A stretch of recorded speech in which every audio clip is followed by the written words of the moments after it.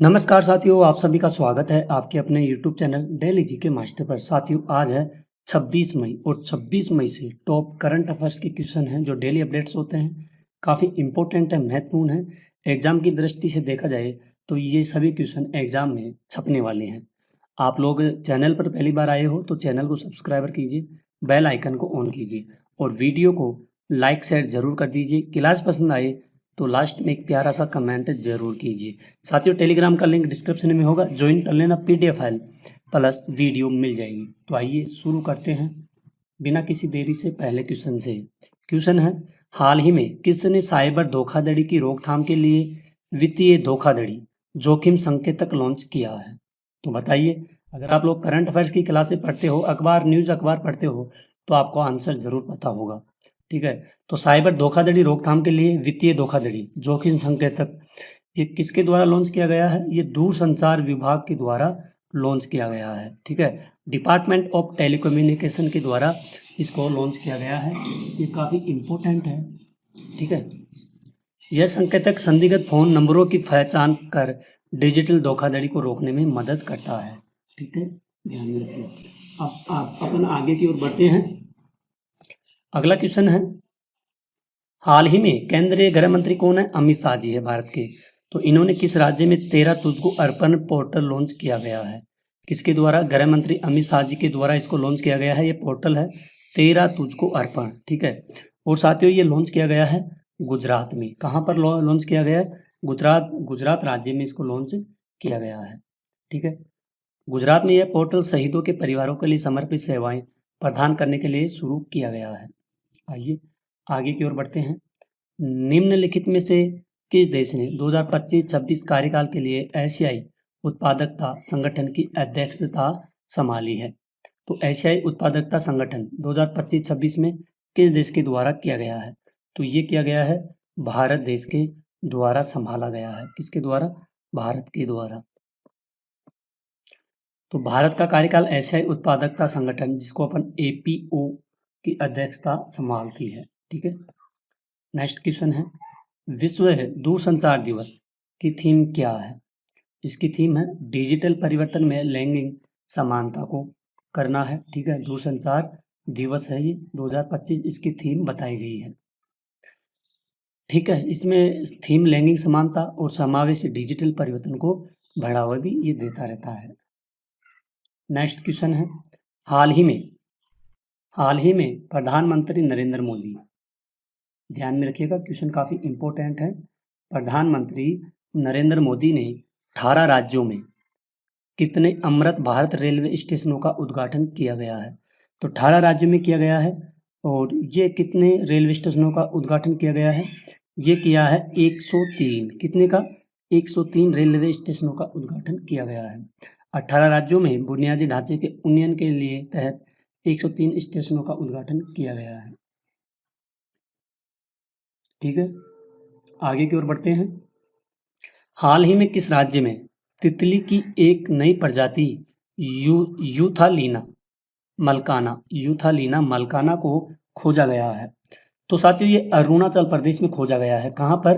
अरुणाचल प्रदेश में एक तितली की नई प्रजाति खोजी गई है, यूथालीना मलकाना में। ठीक है, और ये आंध्र प्रदेश के जंगलों में है, दुर्लभ तितली है। ठीक है, इसकी प्रजाति है जो जैव विविधता को भी दर्शाती है। आगे बढ़ते हैं। हाल ही में किसने प्लास्टिक प्रदूषण के खिलाफ राष्ट्रव्यापी जन आंदोलन अभियान शुरू किया है?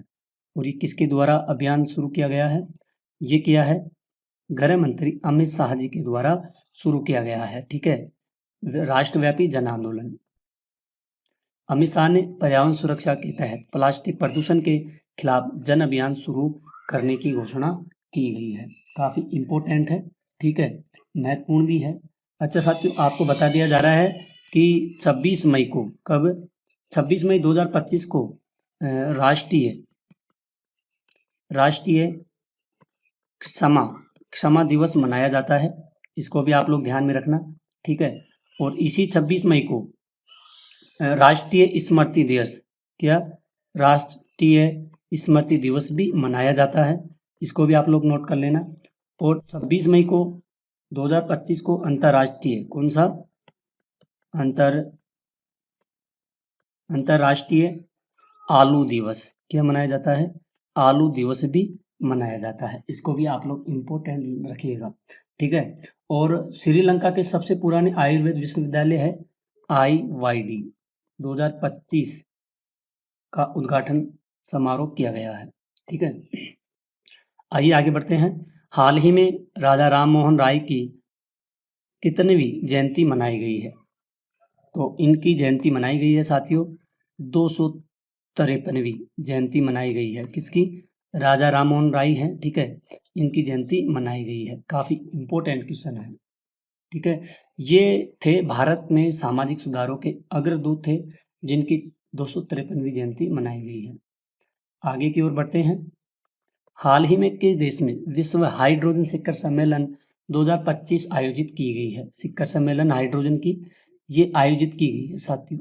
कहाँ पर आयोजित की गई है? ये की गई है नीदरलैंड में, इसको आयोजित किया गया है। कहाँ पर? नीदरलैंड में। हाइड्रोजन प्रौद्योगिकी की चर्चा और सहयोग के लिए यह सम्मेलन किया गया है। अल्जारिया आधिकारिक रूप से एक न्यू डेवलपमेंट बैंक का सदस्य देश बना है। कौन सा? अल्जारिया देश, ठीक है। आगे बढ़ते हैं। हाल ही में किस तारीख को विश्व माप विज्ञान दिवस मनाया जाता है? माप विज्ञान दिवस मनाया जाता है 20 मई को मनाया जाता है। तो 20 मई को माप विज्ञान दिवस मनाया जाता है। सटीकता और मानकीकरण को बढ़ावा देने के लिए यह मनाया जाता है। अगला है, हाल ही में राष्ट्रपति मुर्मू ने बहादुरी पराक्रम के लिए कितने वीरता पुरस्कार प्रदान किए हैं? तो इन्होंने किए हैं 39। कितने किए हैं? 39 पराक्रम प्रदान किए गए हैं राष्ट्रपति द्वारा बहादुर व्यक्तियों के लिए श्रेणियों में वीरता पुरस्कार। आगे बढ़ते हैं। 25 मार्च 2025 तक कर्मचारी भविष्य निधि संगठन में कितने लाख नए सदस्य पंजीकृत हुए हैं? इसमें पंजीकृत हुए हैं 14.58 लाख। 58 लाख पंजीकृत किए गए हैं। इफ़ो ने बताया कि औपचारिक रोजगार में वृद्धि के कारण मार्च 2025 में 14.98 लाख नए पंजीकृत किए गए हैं। आगे की ओर बढ़ते हैं। हाल ही में किस राज्य ने भारत की पहली विस्टाडोम जंगल सफारी ट्रेन लॉन्च की गई है? इम्पोर्टेंट क्वेश्चन है, ध्यान में रखिएगा। तो ये लॉन्च की गई है साथियों उत्तर प्रदेश के द्वारा। कहाँ पर? भारत की पहली विस्टाडोम जंगल सफारी ट्रेन है, लॉन्च की गई है उत्तर प्रदेश के द्वारा। ये पर्यटकों के लिए विस्टाडोम कोच 7 जंगल सफारी ट्रेन की शुरुआत किया गया है। अगला क्वेश्चन है, हाल ही में ऑटोमोटिव और हथियार प्रणाली परीक्षण केंद्र का उद्घाटन कहाँ पर किया गया है? चेन्नई में किया गया है साथियों। कहाँ पर? चेन्नई में। इंपॉर्टेंट क्वेश्चन है, ध्यान में रखना। यह केंद्र रक्षा तकनीकों के परीक्षण के लिए चेन्नई में स्थापित किया गया, जो देश की रक्षा क्षमता को भी मजबूत करेगा। आगे की ओर बढ़ते हैं। हाल ही में भारत का पहला AI आधारित गैर इन्वेसिव रक्त परीक्षण उपकरण किस शहर में लॉन्च किया गया है? तो ये हैदराबाद में लॉन्च किया गया है। यह उपकरण बिना सुई या खून निकाले शरीर में बीमारियों की पहचान कर सकता है और यह तकनीक हैदराबाद में विकसित की गई है। तो साथियों ये काफ़ी इम्पोर्टेंट है, इसको आप लोग जरूर ध्यान में रखना। अच्छा, आपको बता दें कि यूपी सरकार ने, कौन सी सरकार ने? यूपी सरकार ने 4560 करोड़ रुपए की धार्मिक मार्गों का पुनर्द्वार करेगी। कौन? यूपी सरकार। और तेलंगाना और दिल्ली, कर्नाटक और गुजरात, ये तीनों राज्य हैं, इन्होंने एक इलेक्ट्रिक बसेस शुरू की है। इन चारों राज्यों में इलेक्ट्रिक बसेस शुरू की जाएगी। ये भी काफ़ी इम्पोर्टेंट है।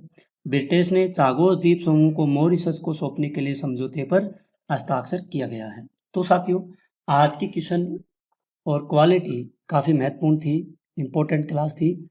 अगर आपको पसंद आए तो वीडियो को लाइक शेयर कर देना, चैनल को सब्सक्राइब कर देना। साथियों आज के लिए इतना ही, मिलते हैं एक और अगली न्यू क्लास में। तब तक के लिए धन्यवाद। जय हिंद।